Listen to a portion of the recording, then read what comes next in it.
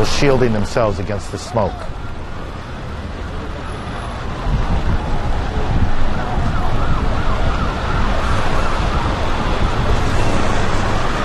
We know that a number of New York City police and fire department personnel have been injured, perhaps some fatally, when the buildings collapsed. We know that hospitals here in New York are in desperate need of blood.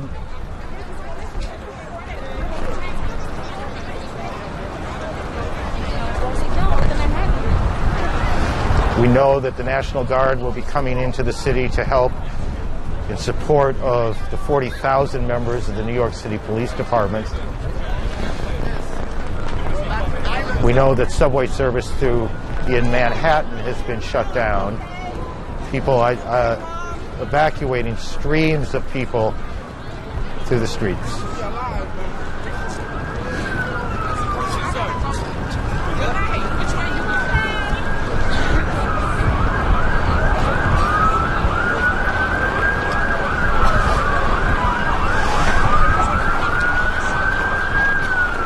There are 50,000 people who go to work just in the Trade Center buildings, the two towers. How many of them were there at the time, we do not know. Thousands, tens of thousands more pass through, getting on and off trains, going to the retail shops and restaurants. Every one of those lives changed today, as perhaps in some way all of our lives have been changed today.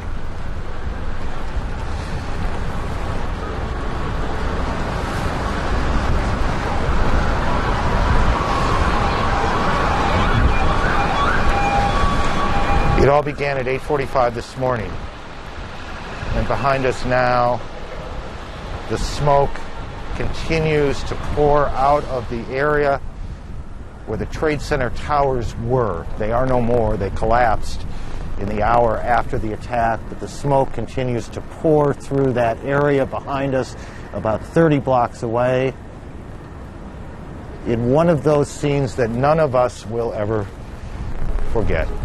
CNN correspondent Richard Roth has been on the streets here in Lower Manhattan. Richard? Yes, Aaron, not chaos here. It's almost eerily silent of the march of thousands of New Yorkers evacuating southern Manhattan, looking to go to New Jersey to get off this island. Dazed, stunned, people concerned about loved ones, cell phones not working.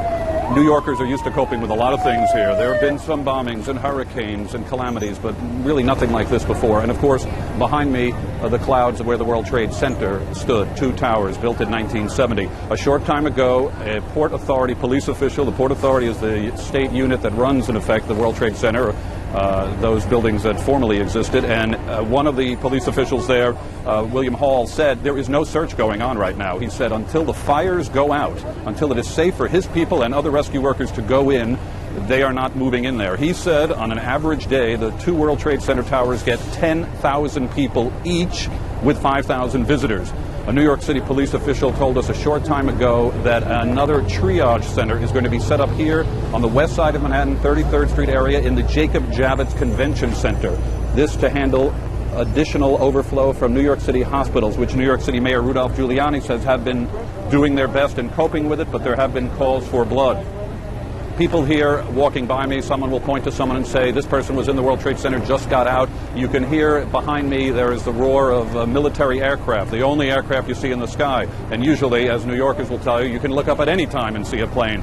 They are up in the sky, concerned look from people who gaze upward, shield their eyes to see just what's going on, and an occasional police helicopter. But here in New York City, there is no search going on. William Hall of the Port Authority said we're going to have to wait until we get things all accounted for before we can go in there. Aaron.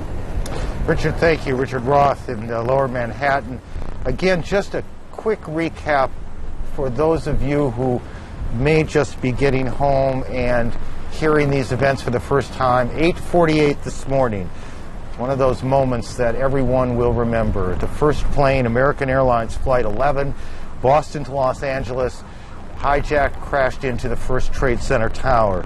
At 9:04, the second plane, a United Airlines flight, United 175, Boston to Los Angeles, hit the second tower. About a half hour later, 9:38 Eastern Time, American Airlines Flight 77, Washington Dulles Airport to Los Angeles, crashed into the Pentagon, hitting just short of the Pentagon itself, and perhaps that was most fortunate. And at 10:20 a.m. Eastern Time, United Flight 93, Newark to San Francisco, crashed about 80 miles outside of Pittsburgh. Those are the times and the events. They don't begin to describe what has happened. What has happened is not simply a series of moments, but something much larger. Phil Zappetta is with the American Red Cross, and he is on the phone with us. Mr. Zappetta, this is Aaron Brown. Can you hear me okay? Sure can, Aaron. Tell me what sort of strain is on the Red Cross's resources right now? Well, the American Red Cross responded immediately to all areas of this disaster.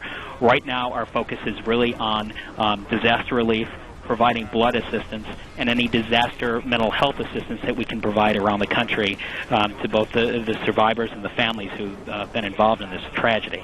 Phil, tell me what that means exactly. I understand the need for blood. Are you setting up shelters for people? Sure. We have shelters both in New York City and in Washington, D.C. that are set up to help people. There we have disaster mental health counselors that are able to meet with people and to register people as they come in and are trying to get away from the situation. We are set up in New York at Penn Station, at Grand Central Station, and in Washington, D.C. at Fort Belvedere. It is still chaos right now. We are in the process of ramping up our operations. While we did respond immediately, there's so much work to be done, and we're in the process of doing that right now. We have about 50,000 units of blood that are available for the affected areas, and the American Red Cross is looking at mobilizing that right now and putting that into place. And Phil, as you were speaking, we were able to put up on the screen numbers that people can call if they can help. If you're sitting in Omaha, Nebraska today, is it helpful in this situation to be going to the blood bank and giving blood, or is it too far away to be meaningful? The message that the American Red Cross is putting out right now is to donate blood. Call 1-800-GIVE-LIFE, GIVELIFE, or visit redcross.org for more information. But giving blood is where our emphasis is right now. No matter where you are in the country? Yes, well, no matter where you are in the country, or you can, contact your local hospital if you're not in a Red Cross area. But 1-800-GIVE-LIFE is the best number to call. Okay, so even if you are far away from the events of today, you can still be helpful, as there is certainly in New York and Washington, from what Judy said, a serious shortage of blood. The American Red Cross can be helpful. Your local hospital, your local blood bank can be helpful. We suspect before the day is out, fire stations around the country will be involved in these efforts as well. Phil, thank you. Is there anything else, by the way, before I let you go, that you want to say that would be helpful to our viewers or helpful to the Red Cross? Well, the Red Cross right now and our president, Dr. Bernadine Healy, extend our heartfelt sorrows to all families and everyone that's been affected by this. We just urge people to donate blood. Thank you very much, Phil, with the American Red Cross. Phil Zappetta with the American Red Cross. CNN's Miles O'Brien has been tracking the flight paths of these 4 planes that were involved. Miles, are you able to hear me in Atlanta? Yes, I am, Aaron. And tell me what you've been able to figure out to this point. Well, as you probably know, Aaron, there are various commercial websites that allow you to track commercial aircraft. Now, if you go to many of them right now, you're not going to get very far because they're being overwhelmed by interest in people. But even if you could get some of the data, we have just learned from the Federal Aviation Administration that every domestic airliner that was in the air is now on the ground. This is unprecedented in aviation history in this country. There's not a plane flying right now. At any given moment, typically there are 4,000 aircraft. Now, let's take a look at what happened on American Airlines Flight 11. It began in Boston, and it took off on time, 81 people aboard, 9 crew members, 9 flight attendants and 2 pilots.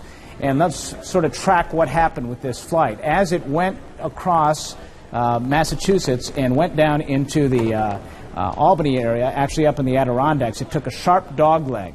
What's interesting about this flight is everything seemed to be normal. Flight at altitude was about 29,000 feet, gaining speed at about 450 knots.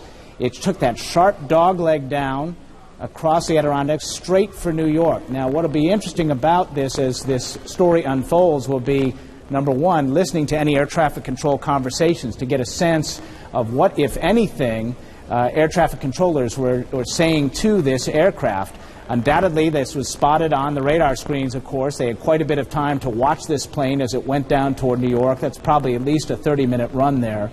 And during the course of that time, those air traffic controllers in those radar installations, New York Center, as it is called, would have been trying to contact American Airlines Flight 11 to indicate its intentions. It must have been a horrifying scene for them. They were probably trying to clear air traffic out of the area. Clearly, once those tapes become available, we'll have a little bit more knowledge.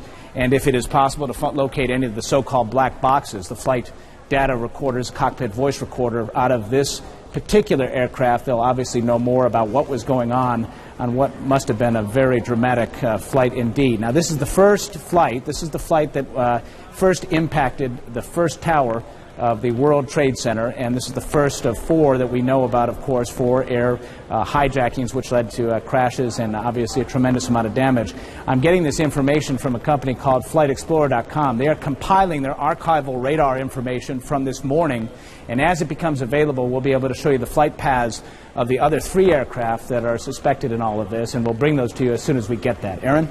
Just a quick practical question. These tapes of the cockpit tower communications, do they exist on the ground? Yes. Are they recorded in control towers, and then there's a different set of tapes that exist on the plane? Exactly. It's important to bring out there are 2 types of tapes in these incidents. The tapes on the ground are the ones that record the radio transmissions between the ground and the aircraft, and clearly the flight controllers would have been calling this aircraft numerous times, and this would have been the case for the 3 others if they deviated from their courses, trying to get some indication as to what was wrong, why the pilot was changing course so dramatically.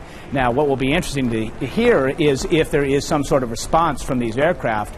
This will give us some clue as to who might have been in control of the plane at the time, or if there might have been some sort of struggle aboard, or if there was just a lack of a struggle. There's a lot of mystery here, obviously. Now, ultimately, as they go through the wreckage in these cases, it's possible that investigators, and there's a good chance because they have emergency locating devices on them, they'll find these so-called black boxes, and on those black boxes there might be much more information which might give authorities some clues as to who might be responsible. Several different kinds of information. There's technical information in these black boxes, what the airplane was doing in a sense, but there's also communications between the cabin crew that exist on those tapes, what pilot was saying to co-pilot. We might be able to hear, if these tapes are ever located, what the people who took control of these planes, and that's clearly what happened. Seems clear that that's what happened.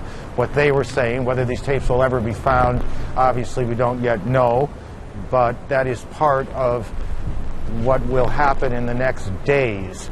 On this day, what is happening in both Washington and New York and in a field outside of Pittsburgh, Pennsylvania, is a massive, massive rescue operation, a massive triage operation. Thousands of people, presumably, have been hurt. Many people, we suspect, have died, though many hours now since that first plane hit the Trade Center at 8:48 Eastern Time. We have yet to hear from any official in the city, any estimate here in New York of the number of people who have been hurt. We just know that hospitals are inundated, that hospitals are running very low on blood, and they need help here. We know that the National Guard will be coming in here to New York to help in support of the New York Police Department. We would add here that a number of members, and we don't know how many, but after the police and fire responded to these 2 planes hitting the Trade Center, many police officers, many firefighters, many EMS personnel were in the area when the buildings collapsed. How many of them were hurt, we do not know, but we've been told now by 2 officials or former officials with the city that any number of people, police and fire officials, have been hurt as well. Judy in Washington, Judy Woodruff. Judy. And Aaron, just picking up on your conversation with Miles O'Brien a moment ago, and perhaps you all referred to this, and I apologize if I'm repeating, the Associated Press reporting on a passenger that was on United Flight 93. Now, this is the plane that crashed in Pennsylvania. About 20 minutes before that plane crashed, a passenger with a cell phone locked in a bathroom actually called an emergency dispatcher and shouted into the cell phone, "We are being hijacked, we're being hijacked." They apparently stayed on the phone with this passenger up until the moment when the passenger heard some sort of a loud noise, and then they lost contact. That's just one more piece of the stories, the many, many, many stories that we are pulling together as we watch these developments in Pennsylvania, here in Washington, and of course in New York City. And you just heard Aaron talking about incomplete information about casualties, what hospitals are dealing with. Now, these numbers I'm going to read you right now are only incomplete. We are just beginning to get this kind of information. We're told at Washington area hospitals right now, 53 injured, at least 3 more casualties on the way, although we have to believe that with the commercial jetliner that crashed at the Pentagon, or just in front of the Pentagon, and that was the Boeing 757, and these are the pictures of the Pentagon just outside the Pentagon, 58 passengers on board, 4 crew members and 2 pilots. It is impossible to believe that they did not all perish, and we don't know about others who work at the Pentagon who were in the part of that building that was most affected when that commercial plane went down. We've been talking with a number of people involved in rescue, and right now we want to go to the President's statement. This took place just about an hour and 15 minutes ago. The President was on his way back to Washington from Florida. His plane touched down at an Air Force base in Louisiana, Barksdale Air Force Base near Shreveport. We can now report that information because he's since left Barksdale. But here is what President George W. Bush had to say in this statement. Freedom itself was attacked this morning by a faceless coward, and freedom will be defended. I want to reassure the American people that the full resources of the federal government are working to assist local authorities to save lives and to help the victims of these attacks. Make no mistake, the United States will hunt down and punish those responsible for these cowardly acts. I've been in regular contact with the Vice President, Secretary of Defense, the National Security Team, and my Cabinet. We have taken all appropriate security precautions to protect the American people. Our military at home and around the world is on high alert status, and we have taken the necessary security precautions to continue the functions of your government. We have been in touch with the leaders of Congress and with world leaders to assure them that we will do whatever is necessary to protect America and Americans. I ask the American people to join me in saying a thanks for all the folks who have been fighting hard to rescue our fellow citizens, and to join me in saying a prayer for the victims and their families. The resolve of our great nation is being tested. But make no mistake, we will show the world that we will pass this test. God bless. President Bush made that statement just about an hour and 20 minutes ago at Barksdale Air Force Base near Shreveport, Louisiana. That was an unplanned stop that the President made at that place in order to talk with reporters, meet with others. Since then, Air Force One has taken off, President Bush being flown to an undisclosed location. We're told also that Secretary of State Colin Powell, who had been on his way back to the United States from Peru, being taken to an undisclosed location. Outside the Pentagon, CNN's military affairs correspondent Jamie McIntyre. And Jamie, you got very close to where that plane went down. That's right, Judy. A while ago, I walked right up to next to the building. Firefighters were still trying to put out the blaze. The fire, by the way, is still burning in some parts of the Pentagon. And I took a look at the huge gaping hole that's in the side of the Pentagon, in an area of the Pentagon that has been recently renovated, part of a multi-billion-dollar renovation program here at the Pentagon. I could see parts of the airplane that crashed into the building, very small pieces of the plane on the heliport outside the building. The biggest piece I saw was about 3 feet long. It was silver and had been painted green and red, but I could not see any identifying markings on the plane. I also saw a large piece of shattered glass. It appeared to be a cockpit windshield or other window from the plane. When this plane hit the Pentagon this morning, according to the Pentagon spokesman Craig Quigley, Defense Secretary Donald Rumsfeld incredibly is described as having run out of his office and down to actually help some of the victims onto stretchers until he was ushered into the National Military Command Center, the secure nerve center or war room deep inside the Pentagon, where he remains at this time. Pentagon officials say he'll stay there for the time being. That is a place where all of U.S. intelligence comes in, and he has complete command with his commanders around the world. At the same time, the Pentagon has dispatched several warships out of port in Norfolk, including the carriers USS George Washington and USS Kennedy. The ostensible reason for that, the movement of those ships and their escort ships, is to move them from more vulnerable positions. But the Navy says they'll also head some of the aircraft carriers up toward New York with the idea that they may be able to render some kind of assistance there, given the magnitude of the tragedy there. Back here, the fight goes on to put out the fire inside the Pentagon. The heat from that blaze was described as absolutely intense, and the number of casualties here has still not been released. Dozens of people were taken away in ambulances, and the Pentagon is still not releasing any figures on deaths. But clearly people who had offices in that what is now a huge gaping hole in the side of the Pentagon, clearly there were some people killed in this tragedy. Judy? Jamie, Aaron was talking earlier, one of our correspondents was talking earlier, I think it was Bob Franken, with an eyewitness who said it appeared that Boeing 757, the American Airlines jet, landed short of the Pentagon. Can you give us any better idea of how much of the plane actually impacted the building? You know, it might have appeared that way, but from my close-up inspection, there's no evidence of a plane having crashed anywhere near the Pentagon. The only site is the actual side of the building that's crashed in, and as I said, the only pieces left that you can see are small enough that you could pick up in your hand.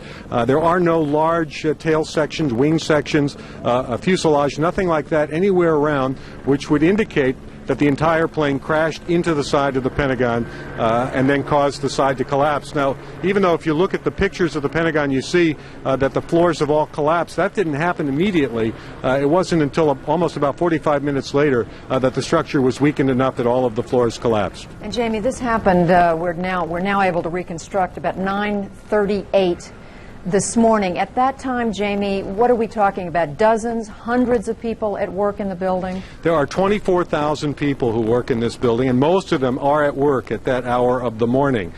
They were all evacuated from the building. In my office, which is sort of halfway between where this took place and the other side of the building, which is where the Defense Secretary's office is, eventually even the corridor I was in began to fill up with smoke just as I began to leave the building. But this was the prime time for an attack. However, it's not the prime location. Every time we've thought about what might happen if the Pentagon were subject of attack, we always assumed that the attack would come on the other side, the river entrance where the brass are. But this attack came on the side facing Arlington Cemetery. All right, Jamie McIntyre, military affairs correspondent, and just to underline what we're seeing at the Pentagon, nothing on the scale of the devastation in New York City, where you have 2 entire towers of the World Trade Center collapsing, but still this has to be supposedly the most secure of secure buildings in Washington, D.C., and an commercial airplane flew right into it. So we are just, again, trying to get our minds around the magnitude of what these people have gotten away with. Nick Robertson, correspondent, joining us now on the telephone. Nick, you are in Kabul. Is that correct? Nick, are you hearing me right now? That's correct, Judy. And we've just had... Yes, Judy, I hear you fine. We are hearing from Mullah Omar in the spiritual capital of Afghanistan, about 300 miles south of here. Mullah Omar is the spiritual leader of the Taliban here, and he's recently issued a short statement. In that statement, he criticizes what he called an act of terrorism, and he was very explicit. He said that Osama bin Laden was not responsible for it, and he said that all he wanted for his country was peace, and peace for other countries in the world.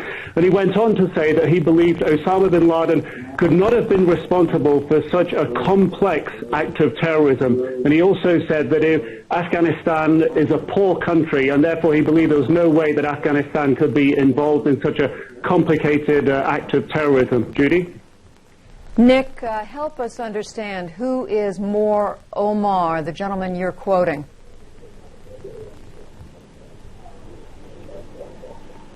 He is the spiritual leader of the Taliban. The Taliban run 95% of Afghanistan.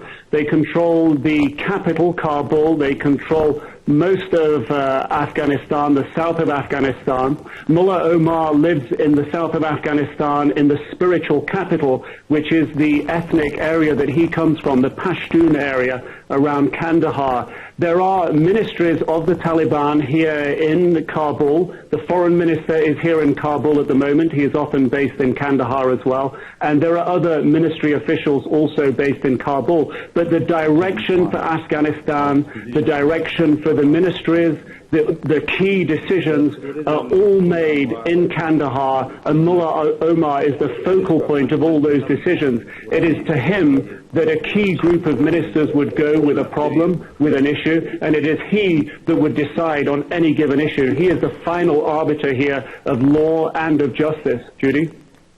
Nick, where is it believed that Osama bin Laden is in Afghanistan?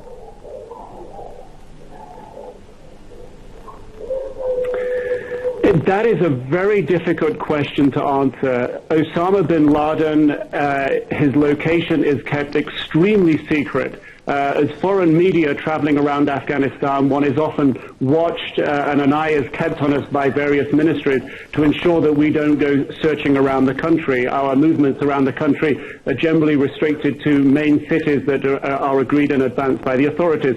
So it's very difficult to gauge where Osama bin Laden is. It is understood that he travels around at night.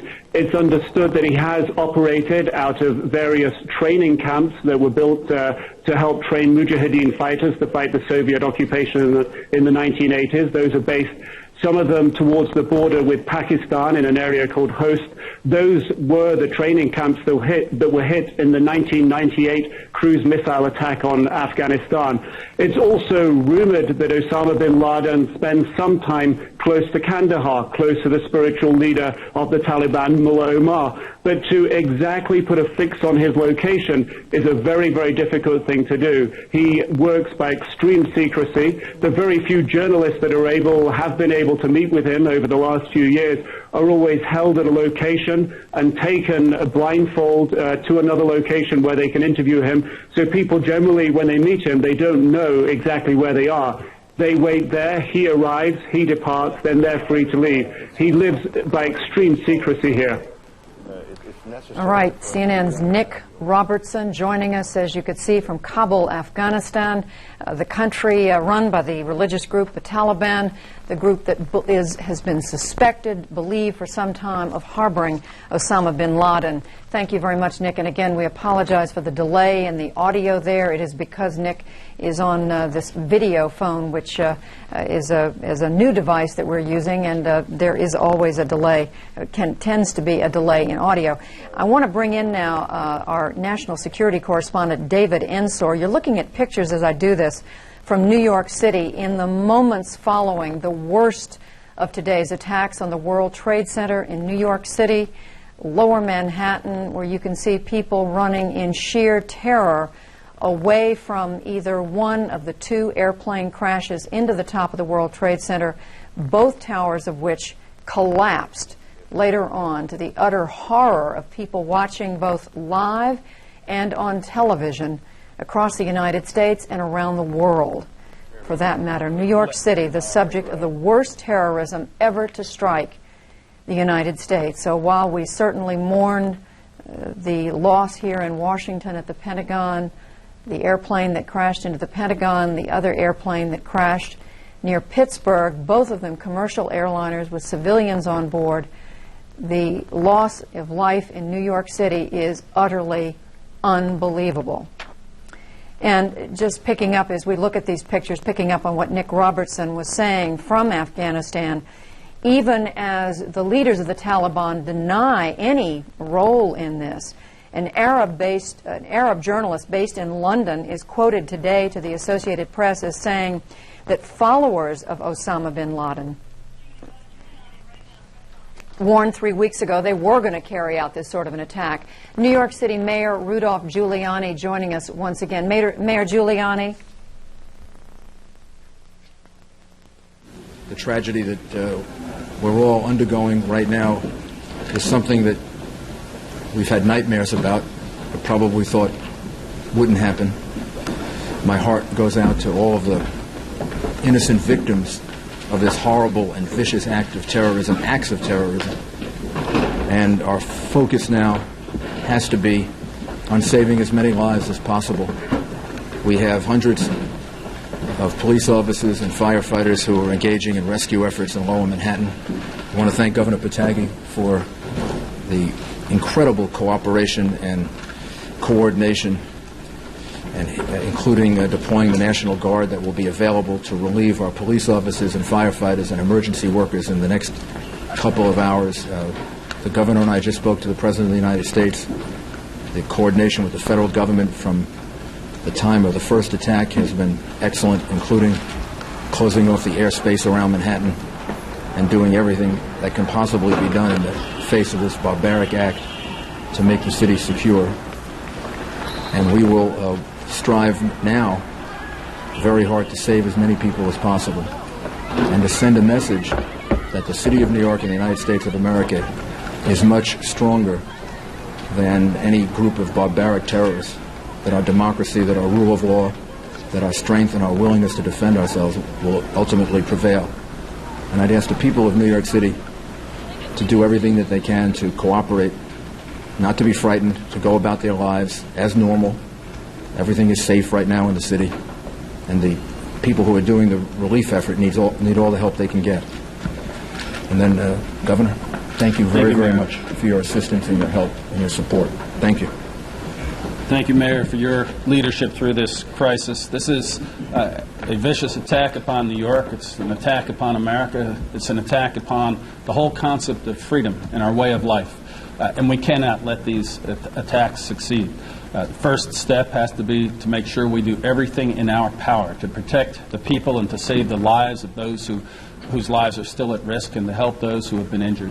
And I want to commend the mayor, and I want to thank my colleagues from Connecticut, New Jersey, Pennsylvania, and the federal government have all offered and made ready support to help us deal with this ongoing crisis.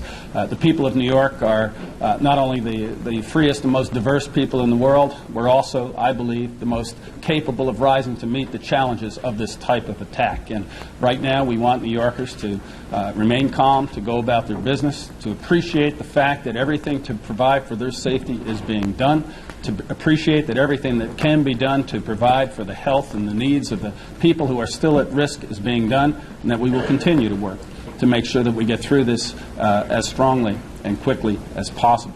I want to thank the federal administration. Secretary Thompson has been on the phone with me a number of times, as well as the President, for what they are offering and prepared to do.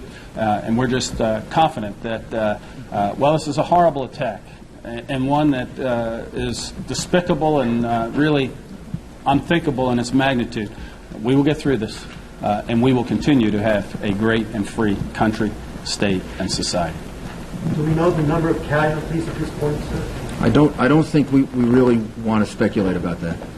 The number of casualties will be more than any of us can bear ultimately, and I don't think we want to speculate on the number of casualties. The effort now has to be to save as many people as possible. And I don't think we will know the answer to that until sometime tomorrow or the next day. Were there large numbers of firefighters? There are a large number of firefighters and police officers who are in harm's way, and we don't know how many we've lost. But there's no doubt we've lost some firefighters and police officers. Do you know anything about the cause of the explosions that brought the two buildings down yet? Was it caused by the planes or by something else? We believe that it was caused by the after effects of the planes hitting the buildings. We don't know of an additional explosion.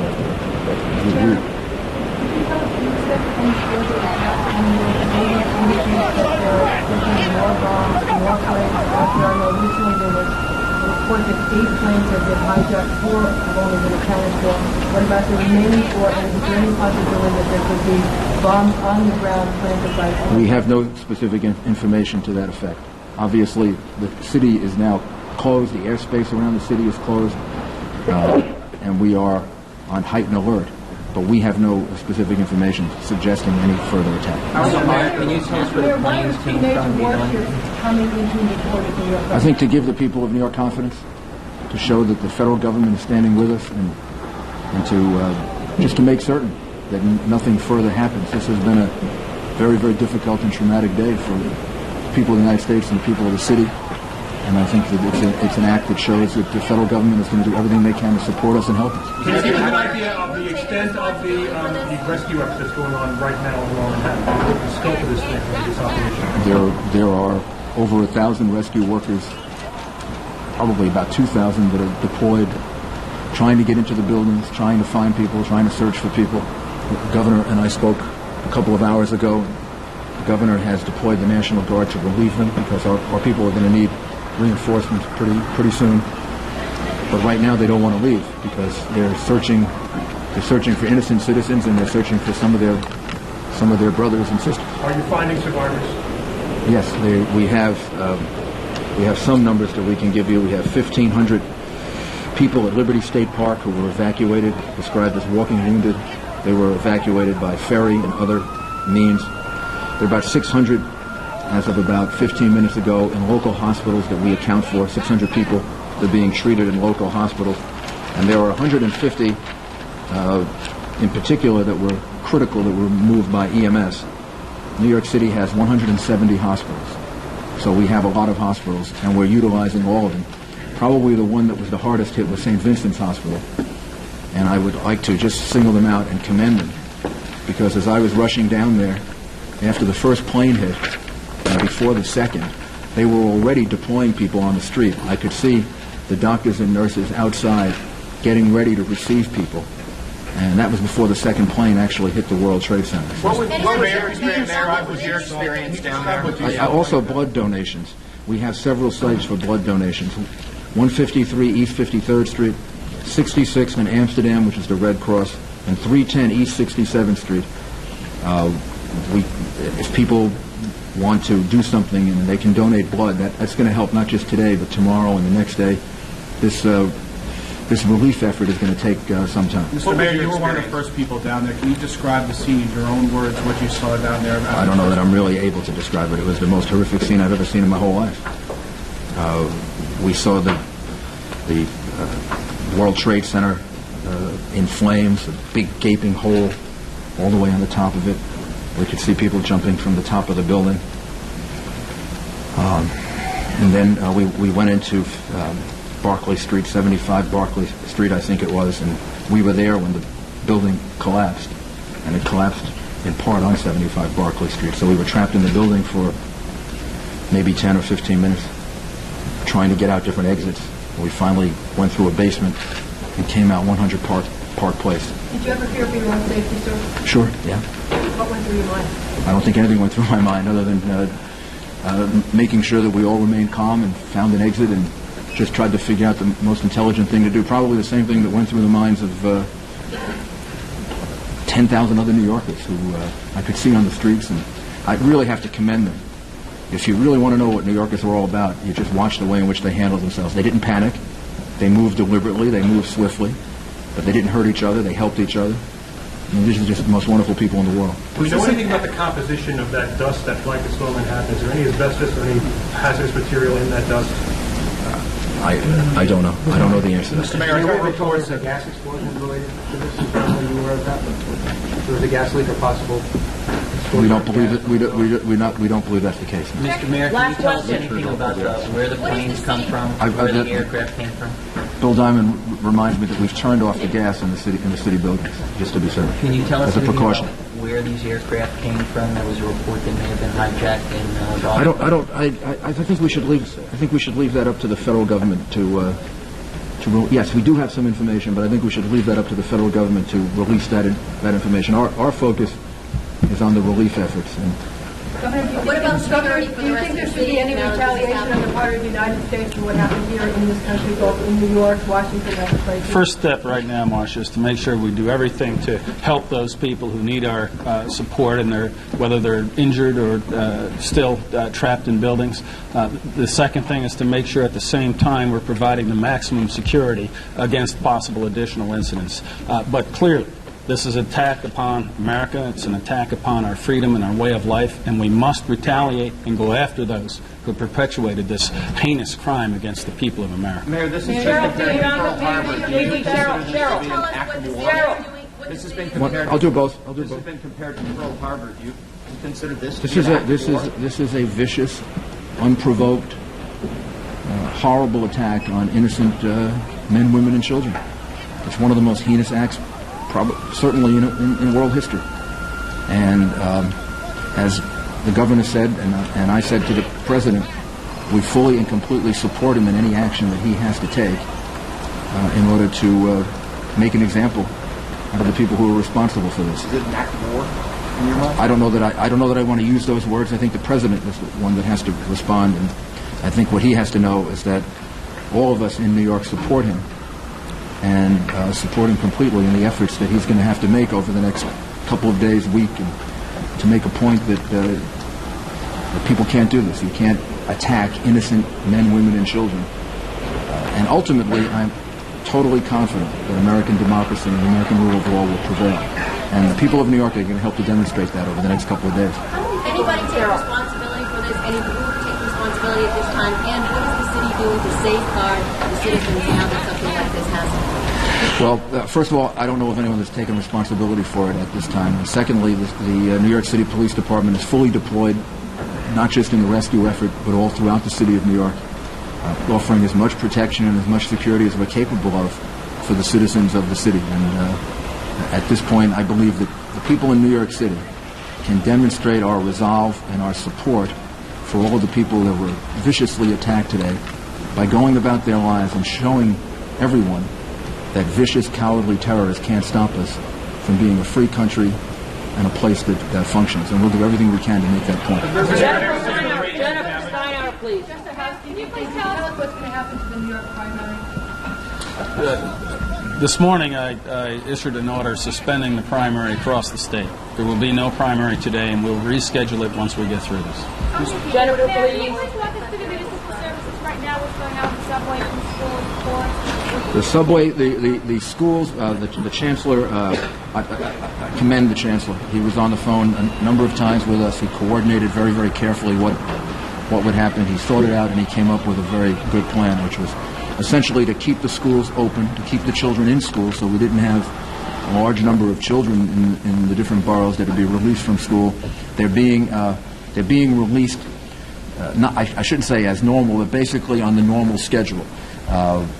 If parents aren't there to pick up the young children, then the children will be taken to a center, and the parents will be notified to come and pick them up. The children who have Metro cards, who normally travel on the subway, will be able to do that. The subways are functioning in 4 of the 5 boroughs. And can we get an update, Joe, on how the subway is doing in Manhattan? All the lettered lines are working. And in Manhattan? In Manhattan, all the lettered lines. All the lettered lines are working, including in Manhattan. And throughout the rest of the city, public transportation is normal. So the children should be able to return from school in the normal fashion. And if any children don't have parents to pick them up, then we'll hold them, let the parents know, and then the parents can come and pick Mr. them Mayor, up. you mentioned you were on Barclay Street. What's the radius of damage that's been affected? How many other side streets around the world? I don't think we know yet. The whole area of Lower Manhattan has been very much affected by it. How many police and fire are involved? Like how many all NYPD off-duty officers they come in? Or like All NYPD and FDNY officers are on duty now, and we're going to need all of them. And again, thanks to the governor and the way in which the state reacted, we will have 1,600 National Guard to relieve them over a period of time, so we can get some relief for them. If anybody's looking for someone that may have been in the World Trade Center or in and around that area, what should they do? How can they do? We're going to give you numbers so that we can try to help coordinate that. Individual businesses have already done that, but we will as soon as we can find some time from the relief efforts, give you a number in which people can call, and then we can direct them to the right place. The National Guard looting or anything like that? Any lawlessness? There have been no reports of lawlessness, no reports of looting. As I said, we saw a lot of people that were part of the escape effort. And they seem to be conducting themselves in a very, very sensible way, a very deliberate way. They seem to be helping each other. So I don't think we have any reports like that at all. So the only National Guard we'll see will be in Lower Manhattan in the bomb site area. They won't be patrolling the rest of Manhattan. No, the purpose of it is to help with the relief effort. We're going to need the help of the state, surrounding areas with heavy duty equipment. When will they be arriving? National Guard troops, some have arrived already, and we expect to have up to close to 2,000 between the National Guard and the state police by later this evening. Mayor, bridges and tunnels will have to stay closed. I think everything is closed for now, and then maybe in about an hour or two we can give you an update on what the plan will be for tomorrow. We saw a lot of lightly injured people walking out of the area because obviously emergency services were needed for the very seriously injured. People come with us. Some people had difficulty breathing. Is there any health advice to give to people who are caught in this thing, who are not necessarily at risk of losing their life? But I think obviously, if you feel ill or you feel that you've been affected by it, you should go to a hospital and get checked out. But if it's just discomfort that you feel, then you can do basically what we did, was to wash our faces off and get rid of the clothes and get to an area where you can breathe in fresh air. How many people were in the World Trade Center at the time of this attack? I mean, it was. Business had already started. It was right before 9 o'clock. I don't know. Tens of thousands? Yes. Approximately. Someone just gave me a number of approximately 10,000, but that's a guess. How long will the city remain on a heightened state of alert? Until we're told not to. I mean, until the FBI and the police department and the federal government tells us that we shouldn't. Right now, the city is should be on a state of alert. Now, instead of frightening people, that should make people feel more confident that everything is being done to keep things secure. And again, let me emphasize that the reason for the National Guard, because I heard the question before, is to help with the relief effort, not because there's any fear of any other problems in the city right now. Mr. Mayor, can you tell us about the other public areas, City Hall, One Police Plaza? When will Chief say for you to return? I don't know yet. I don't know yet. Hopefully soon, but I don't know the answer to that. And we heard reports that One Police Plaza was evacuated. Was that true? No, the command center is open. And it was never. We have people in the command center right now.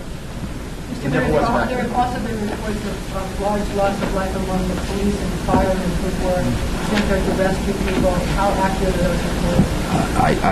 those reports? There is no question that we lost police officers and firefighters, and some that I know personally, and all of us here know personally, that we're very worried about. And we're not going to know the answer to that until much later. And maybe we should just close now and give you a briefing later. And I would just ask everyone, I talked to Cardinal Egan before, because he's at St. Vincent's Hospital. Everybody should, in their own way, say a prayer and ask God for help and for assistance, and also ask God to give us the strength to overcome this, because I know we're going to need strength to overcome it. And I want the people of New York to be an example to the rest of the country and the rest of the world that terrorism can't stop us. American democracy is much stronger than a vicious, cowardly terrorist, and we're going to overcome this. Thank you, sir. Thank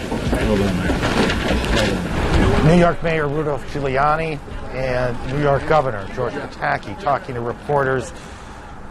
The mayor urged New Yorkers to be calm and said they had been, and indeed in every picture we have seen of the area around the Trade Center, people were evacuating in a very calm, deliberate, no panic that we have been able to see from the pictures we have taken and the reporting we have done.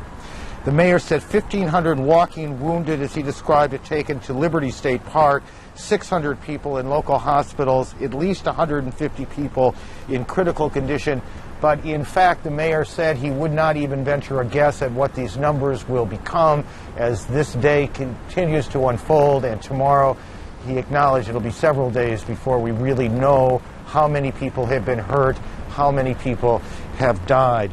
We would add one other point here I don't believe we have mentioned. As you know, airports around the country have been shut down. Every airport around the country has been shut down for the first time in the country's history.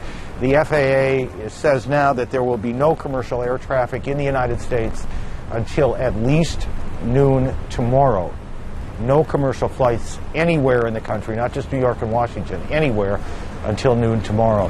We know that many of you are just now coming home, joining us, and so we want to walk you through what has gone on both here in New York City and in Washington.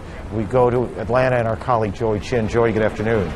Aaron, extraordinary coverage there on the rooftops in New York of this extraordinary and horrific series of events that we have been watching throughout this day here on CNN. Acts of terrorism, and it's such an unprecedented scope and scale. It is really quite difficult to follow, and quite frankly, there had been an enormous amount of confusion as all these events were unfolding through the day. So we are trying as best as we can to try to walk you through all this now, to bring you all up to date on what we know about the events that have taken place today. Beginning at 8:45 this morning, that is Eastern time, when the World Trade Center, the workday was well underway there in Lower Manhattan, an airliner crashing into one of the twin towers of the Trade Center. The people in New York, and then very quickly people all around the nation, watching just terrible horror as the thick black smoke billowed from the tower. But that, as it turned out, as it proved, was really just the beginning. 18 minutes later, just 18 minutes later, you see in the highlighted picture there on the right side another very big commercial jumbo jet moving towards the other tower of the World Trade Center, and there you see again the explosion taking place on camera for all to see, quite apparently, quite specifically designed to do that. That was at 9:03 Eastern. Cameras were trained on the two twin centers. Of course, you know that the Trade Center was the target of a terror bombing back in 1993, which killed 6 people. The attack injured so many more, and it really does pale in comparison to what we are seeing today, although, as you just heard, for the mayor of the city of New York, nobody wants to make a guess yet on what the final toll will be. In the middle of all of this, suddenly Washington became a target. You see it here. This is the Pentagon, which we always view as some sort of an impenetrable fortress. Pentagon, the symbol of the nation's military might, also a command post today. Pentagon racked by the explosion that occurred at 9:45 this morning. Witnesses say that the commercial aircraft crashed into the Army side of the building. That has been confirmed by authorities. As about this time, the federal government ordered all the nation's airports closed and ordered all planes in the air to get on the ground. And as you just heard from Aaron Brown, commercial aircraft will not be in the nation's skies again until sometime tomorrow. Now we'll move ahead to 10 o'clock Eastern. The first of the two Trade Center towers collapses, and you see the tremendous plume of smoke and debris left. This is an image we cannot forget.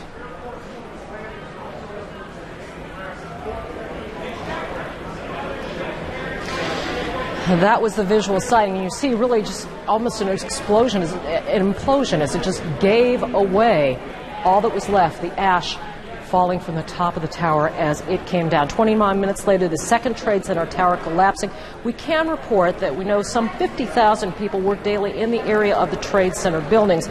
These towers are U.S. landmarks. They receive tens of thousands of visitors each day. The mayor of New York City has said that he does believe a horrendous number of lives has been lost in the course of this tragedy, but he did not want to wager any sort of speculation on what the final toll would be. At least one witness told us that in the moments before the buildings collapsed, he saw people leaping to try to save their own lives from the Trade Center towers. Back in Washington, we get a closer look at what occurred at the Pentagon. What was left, the great flames in the gaping hole of the Pentagon, apparently left by that hijacked plane that crashed into the Department of Defense. Again, we're told this is the Army side of the building of the Pentagon building, which of course has 5 sides. Now, commercial aircraft, we also know, has crashed in Shanksville, Pennsylvania. That is south-southeast of Pittsburgh, about 80 miles south-southeast of Pittsburgh along I-76. A report says that just before the crash, a passenger who was on board telephoned 911 saying that the plane had been hijacked and trying to get help. Now, that would explain the crash there for all 4 planes that have been confirmed as being hijacked over U.S. skies today. Again, 2 crashing into the World Trade Center towers, 1 into the Pentagon, and this last one, you see the debris of it there in the agricultural area, the farming areas, the rolling hills of Pennsylvania. I want to now try to show you some live pictures now of Lower Manhattan at this hour. Again, you still see a thick plume of smoke there. Aaron Brown standing by again in his vantage point on a rooftop in New York City now. Aaron, what are you seeing? Joey, thank you. We can see, as our viewers can see, the smoke continues to billow out of the Trade Center buildings 6 hours, more than 6 hours after the planes hit. 50,000 people going to work in those buildings. We're joined now on the phone by former Secretary of State James Baker and former Defense Secretary William Cohen. Mr. Baker, let me begin with you. You've been involved in some extraordinary events in the course of your government service. Can you give us any sense at all of what you expect it is like in the Situation Room right now? Well, I'm sure that it's extraordinarily busy, and it is really a very sorrowful day for our country. We've lost many innocent civilians to what can only be characterized as a very dastardly and cowardly act. A terribly tragic day for America, but I really sense, Aaron, that we may be entering a bit of a new era, an era where we have been worried in the past about terrorism against America. We've always been able to handle it. We obviously were not in a position to handle it today. We do not know all the facts, but we can, I think, suppose and surmise a few things. And one of those is that it took a fairly, I think, sophisticated and complicated planning apparatus to plan and carry out these events. And Secretary Cohen, not a lot of groups in the world would be capable of this degree of sophistication, would have the financing, the wherewithal to pull this off, would they? I think that's correct. We don't know at this point exactly which group it is, but there aren't many that would have this degree of sophistication and ability to calibrate it so that you would have nearly simultaneous attacks on 3 important symbols and sites in the United States. And sir, when we talk about not very many, are we talking about a handful, 3 or 4, a dozen? What do we mean? I think we're talking about a handful of groups that would have this capability. Again, we don't know all the facts yet in terms of how they were able to gain access to the aircraft, what sort of weapons they had on board. Much of that information hopefully will become forthcoming in the next few weeks. But at this point, we simply have to gather all the information we can to make sure that we can carry out President Bush's vow to hunt down and punish those responsible for this, what Jim Baker just said, dastardly act. There are a few acts in our history that certainly measure up to the magnitude of the loss of life and what it means to this country, and I think that Jim Baker had it right. We're entering a new period, and it's going to cause us to focus our efforts in terms of reconciling what kind of society we can continue to have where we have a persistent threat against innocent civilians in a democratic society. We're going to have to engage in a very constructive and intense debate on how we measure the trade-offs between protecting our people and protecting our civil liberties. And that's a debate that has yet to begin in earnest, but I'm sure that it will. We now know that the president is in Nebraska, that he is in Sarasota, Florida this morning, where he was to give a speech on education to Louisiana. He's now in Nebraska participating in a national security briefing. Former Secretary of State George Shultz is with us as well. Mr. Secretary, I assume that most of the conversation is going from Washington to the president. What are they telling him, would you guess? I don't know what we're telling him, but I know how I feel about this. First of all, there has been an act of war of the worst kind, namely against civilians, designed to disrupt and demoralize civilian life, as well as an act of war against the Pentagon. We know that this was carried out by an organization big enough to do something rather complex and complicated. So